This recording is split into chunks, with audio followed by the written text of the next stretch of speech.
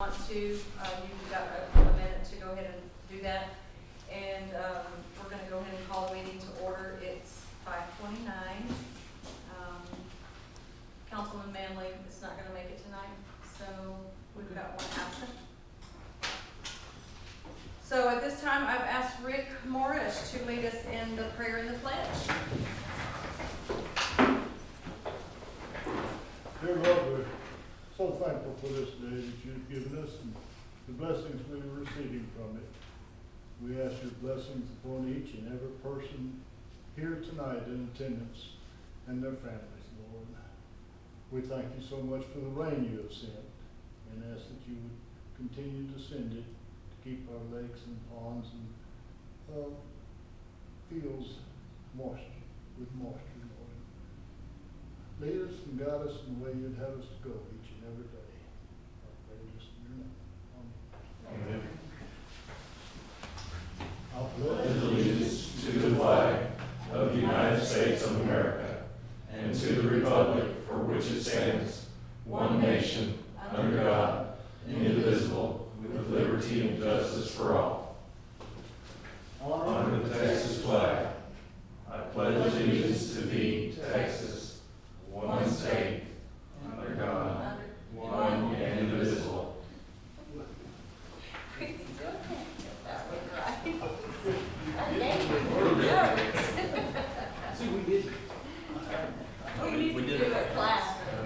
We did it once a year for a week, and that was it. Yeah. And so, Okay, at this, I'm not sure if I should say this part since no one signed up, right? To address council? No? So we can bypass So we can bypass item number 3. So moving on to 4, council will consider approval of the minutes of the April 19th, 2021 meeting.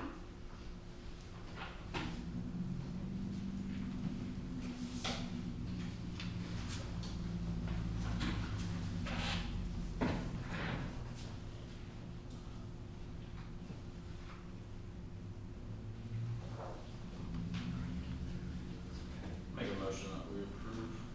I second that. All in favor? Aye. Okay, motion carries. City council may discuss, consider, and take action to designate Robin Burgess to figure the no new revenue tax rate and voters' approval tax rate for the city of Ballinger's tax year 2021. Mayor, council, I believe Robin has done this for us for some time, and she was very diligent she does a really good job with the new rulings from the state and what the legislature handed to us last session and what we were going to have to do. And she worked well with staff, and so we would like to go ahead and recommend that we go ahead and seek Ms. Burgess' assistance again. Okay. Motion that we do that. That we use Ron Burgess to figure the no new tax rate for the report. I'll second. All in favor? Aye. Motion carries. City council will receive the current financial report. I believe we all have one.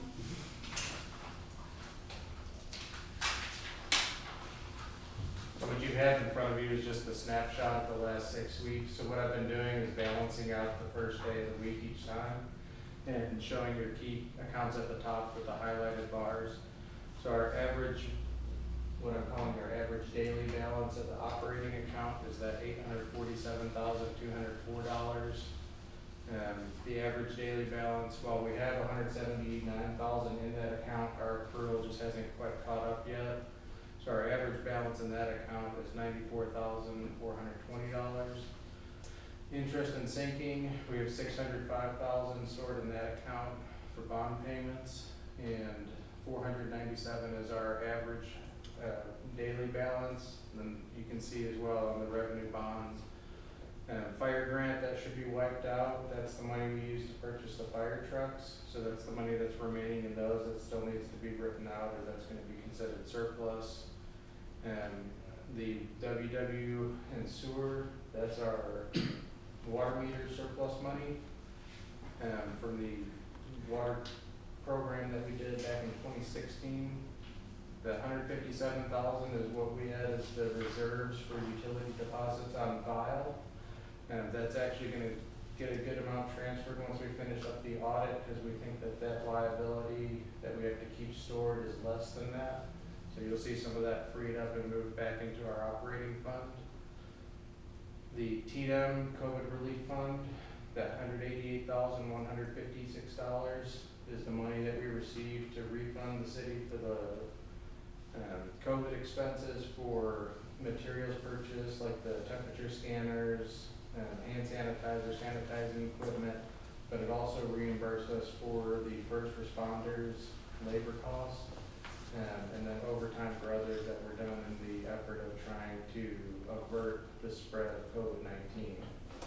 So that's the snapshot of the bank accounts. As far as our open invoices go, we currently have outstanding about $202,000 in invoices that we've recorded. We're just waiting for the actual bill to come. So when you look back on that first and the bottom, you'll see open items of $230,411. That would take our total cash down to $1,664,000 after those obligations we've already recorded. And then I've got a breakdown of our comparison between our credits and our debits for March and April. We brought in $1,389,881 and some coins. We spent $1,262,138 and some change. And we had a surplus between the difference of those two of $127,757 that went to the general fund as surplus. And then I do have the pay records of all the pay stubs from March and April, as well as our payouts that we did on checks, and that I'll submit to you to get discussion on. I'd be more than willing. It's just a huge amount of paperwork that I didn't want to attach to that. So, on the audit, we have the auditors coming in this week again. We've gotten everything for the most part freed up that we needed to get for them. And the motion that we made in the last session with that resolution to allow us to have the different access to the accounts was what they needed to get everything to where they can get us the rest of that documentation. The auditors requested 5 or 6 other things today. So we're working on getting those, and we're optimistic that in the next 30 days, we should have a completed audit for you guys to review and accept or ask questions on. Additionally, on the last part of it, we did submit our RFPs for the banking institutions. So I made sure that those were hand delivered to the local branches, and along with our calendar and our timelines of when we'd like to have their responses by. And we're optimistic that all 3 of them are going to compete in that process to become our next depositor. Thank you. Do you guys have any questions for John? Okay, we'll go ahead. Just FYI, the auditors will be in tomorrow, Wednesday, and Thursday. And she's hoping that they'll be able to wrap up everything Thursday here on site, and then they'll go back and put everything into the final package and submit it to us, so we should, she hasn't given me a date yet, but it's probably gonna be the first June meeting that we'll have them here to present the project, everything is wrapped up. That was great news. Thank you. I do have a question, it might be inappropriate for the topic, but were we still going forward with the, investment grade bonds with the excess money? Right now, we're trying to get our reserves rebuilt. We're not getting into the bonds or the CDs right now. We're just trying to replenish and establish our reserves so that we have that operating capital if the bottom were to fall out, we have something to operate off of before we do anything else with any of their investments. And when that time comes, then we'll seek the proper guidance and counsel on that. Yes, sir. I was curious too, since we're talking about budget, how many open positions are there currently, and how much does that affect budget? We've got 5 or 6 open positions. I mean, we're currently utilized, we're past the halfway point of the fiscal year, but we've utilized less than 47% of the budget. So I don't think it's it significantly impacts it to a degree where we'd show more than maybe a 2% deviation from what we've spent to date. And most of what our savings has been is just being more conservative and restrictive on the purchasing habits. And by removing contracts that were not in the favor of the city, and opening up more competition for the sourcing of materials on a day-to-day operation instead of just knee-jerk purchases, so. And what are those positions? What departments do we have positions open in? In full-time positions, we've got vacancies in water and distribution, sewer distribution, streets, and parks. Thank you. Yes, sir. Any other comments or questions? We're gonna move along. City Council will receive the city manager's report. Mayor, Council, just wanted to keep you up to date on the, first we'll start off with the Second Street Water Main project. The project, if you've been in the area, is moving along rapidly. However, with this, we knew we were gonna run into some things, and what we're finding is old lines that were killed off in sometime in the past.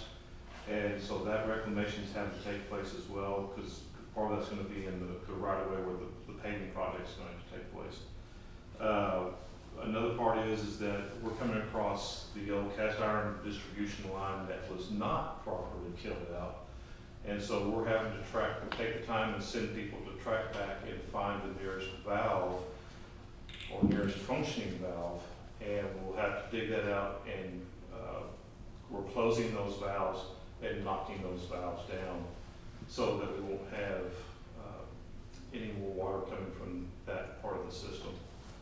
And so they're moving along well, and we hope that they're going to wrap up even a little bit sooner than what they anticipated by the contract, the way things are going.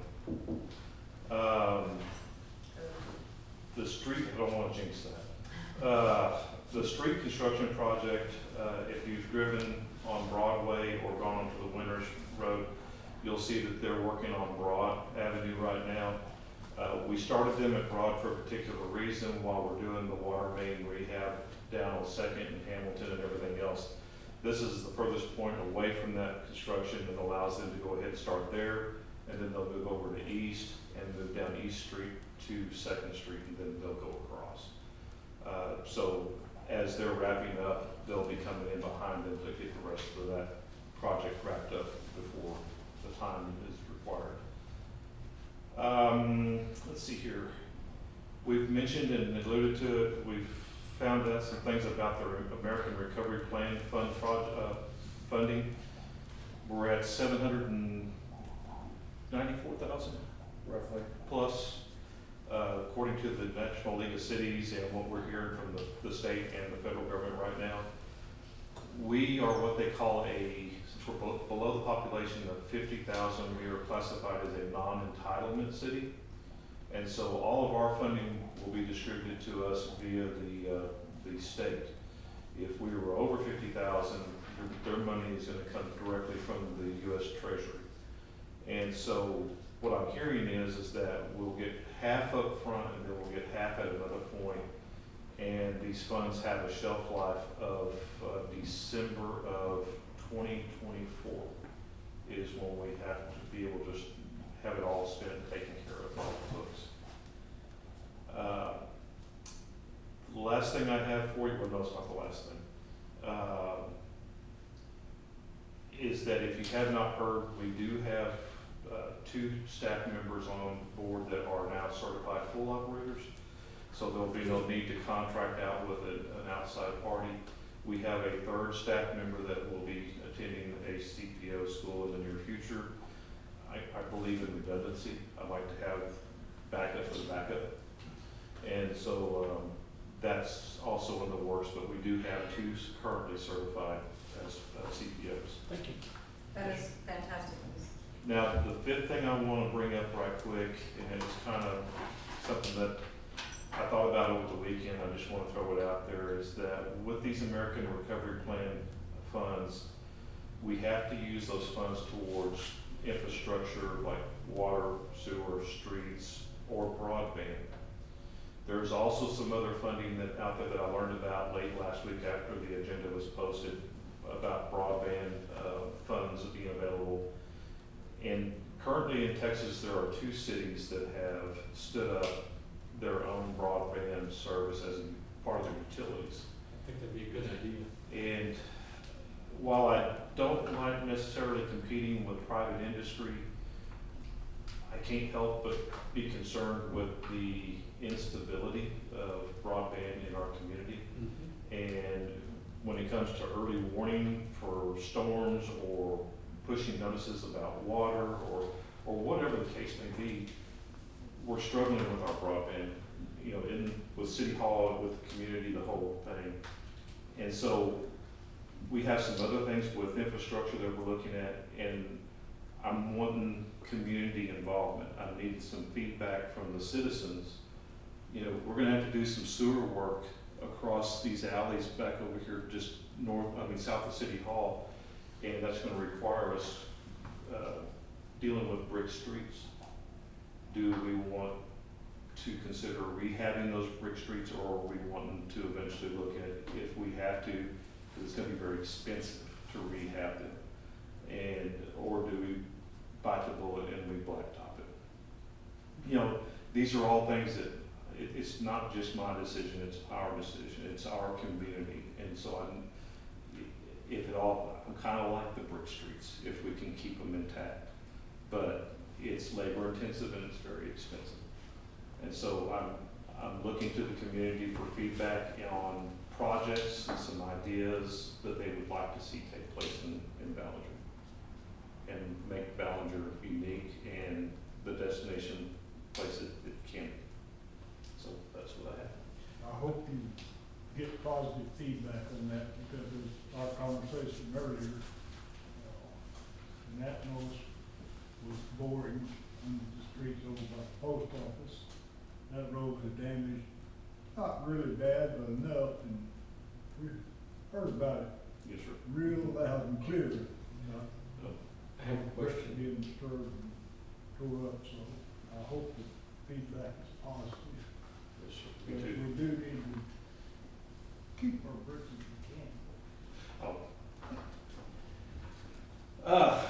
The 6th thing I'd like to I'm so offended you for that. You're so quiet. I've been riding for the department.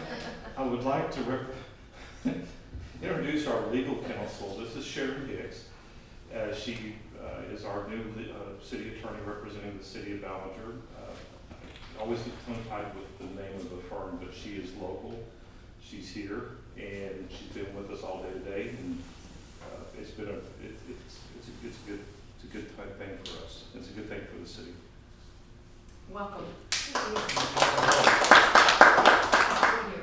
You have a Good to question? have you. Back to bricks. Yes, sir. Back to bricks. If we rehab the streets, Yes, do we have somebody in mind that we think can actually do that, to where they last like they have since they put them down the first time? I have nary a clue. Okay. That's what we researched. So, We'll have to look for that. Because trying to go back, and I've seen them do that previously, and they just kind of sink down and go away, and then we blacktop over the whole. I'm sure there's somebody out there that's an expert in that, just like we do with, like, straining sun with Okay. the hot mix that we're doing right now. I would like to. But I came across a presentation that was made, I can see if I can find it again, that was done by Tommy, actually, at Counsel, where he presented a machine that could be leased that actually laid out, but it was designed more for very specific new bricks. But I'm sure there's a contractor out there that we can partner with. Because that's what I would, I'd like to keep the bricks. I mean, I'm with everybody else.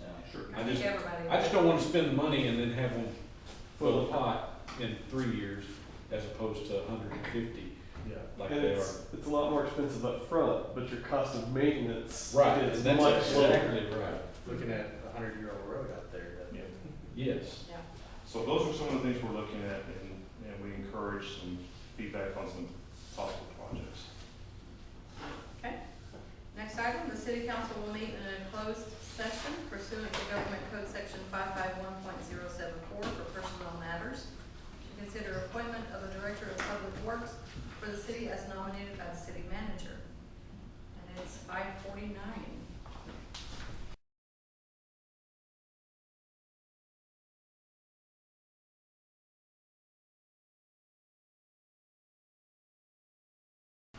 Okay, we need a motion To accept the nomination. to accept Rebecca Springer. Make a motion that we accept Rebecca Springer's nomination. I'll second. All in favor? Aye. Motion carries. Welcome, Rebecca Springer.